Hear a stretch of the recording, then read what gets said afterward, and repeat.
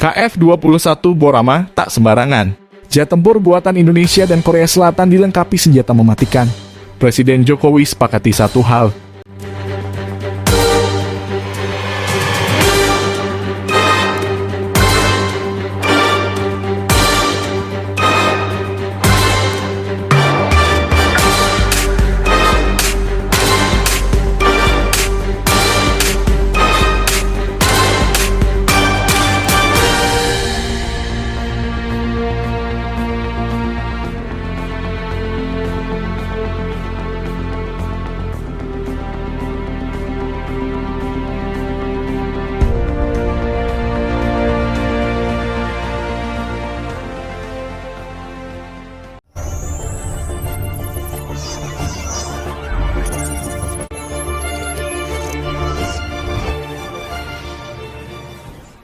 Presiden Korea Selatan, Korsel, Yoon Suk Yeol mengatakan, negaranya dan Indonesia telah sepakat untuk terus melanjutkan kerjasama pengembangan jet tempur KF-21 dan KF-X.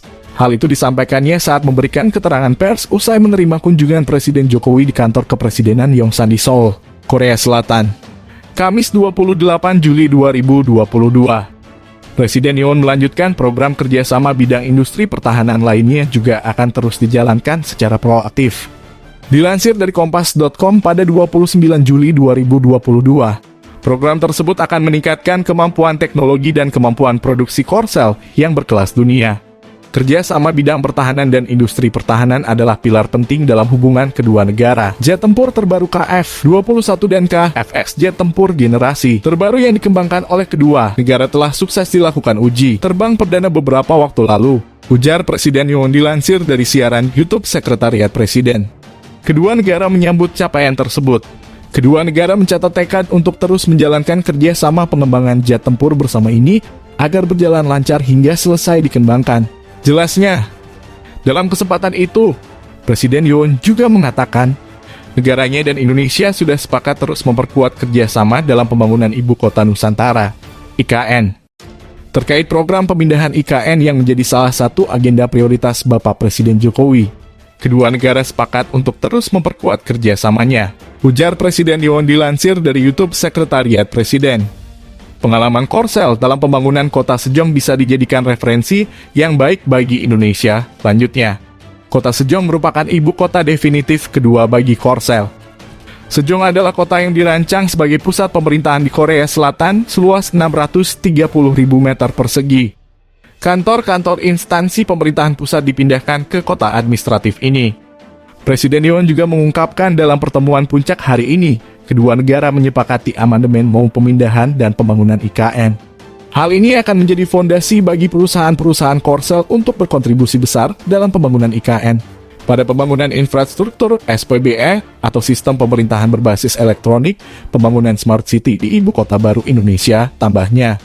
Dikutip dari Tribunnews pada 29 Juli 2022, sebagaimana diketahui, Presiden Jokowi dan Ibu Negara Iriana Jokowi serta rombongan berada di Seoul sejak Rabu 27 Juli 2022 malam. Kedatangan rombongan Presiden ke Seoul ini dalam rangka kunjungan ketiga negara di Asia Timur, yakni China, Jepang.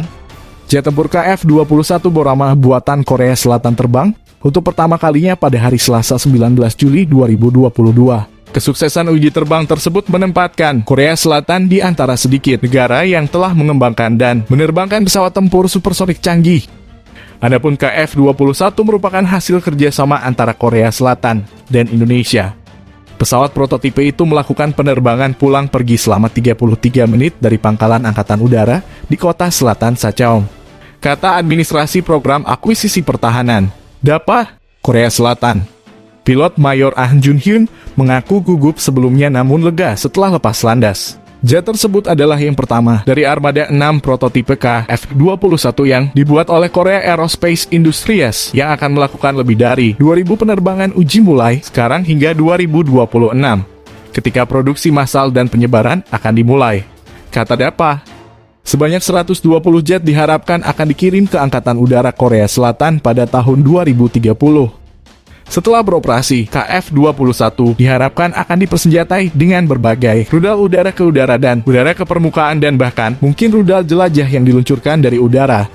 Pada hari Selasa, Jet itu dilengkapi dengan 4 rudal udara, ke udara meteor dan sistem pencarian, dan lacak inframerah, dan mencapai kecepatan sekitar 400 km per jam.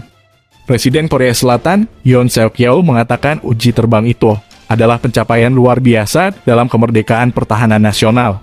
KF-21 adalah proyek bersama antara Korea Selatan dan Indonesia di mana Seoul memiliki 80% saham. Meskipun hanya 65% suku cadang KF-21 yang berasal dari Korea Selatan, penerbangan perdananya masih menandai pencapaian signifikan bagi negara yang tidak memiliki sejarah panjang dalam produksi pesawat.